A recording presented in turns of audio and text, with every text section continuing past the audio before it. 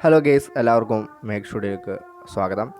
Champions ട്രോഫിയിൽ Pakistan already ഇപ്പോൾ പുറത്തായി കഴിഞ്ഞിട്ടുണ്ട്.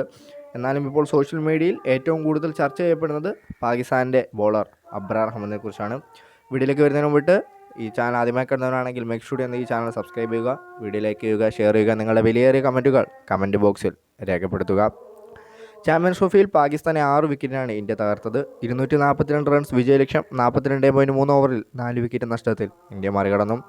കോഹ്ലിയുടെ തകർപ്പൻ സെഞ്ചുറിയാണ് ഇന്ത്യക്ക് അനായാസ ജയം സമ്മാനിച്ചത്. അതേസമയം മത്സരം പരാജയപ്പെട്ടെങ്കിലും പാക് ബൗളർമാരിൽ അബ്രാർ അഹമ്മദിൻ്റെ പ്രകടനം വേറിട്ടു നിന്നു.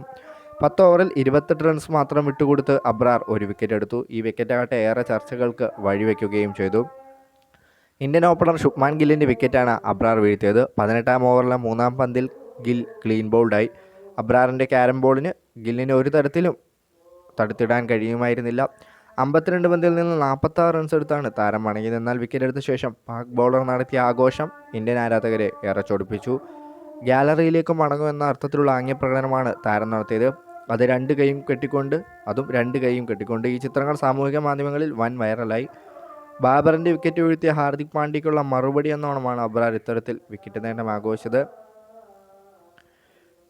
എന്തായാലും അതിനുള്ളത് താരത്തിന് ഇപ്പോൾ ഓൾറെഡി കിട്ടുന്നുണ്ട് സോഷ്യൽ മീഡിയ വഴി.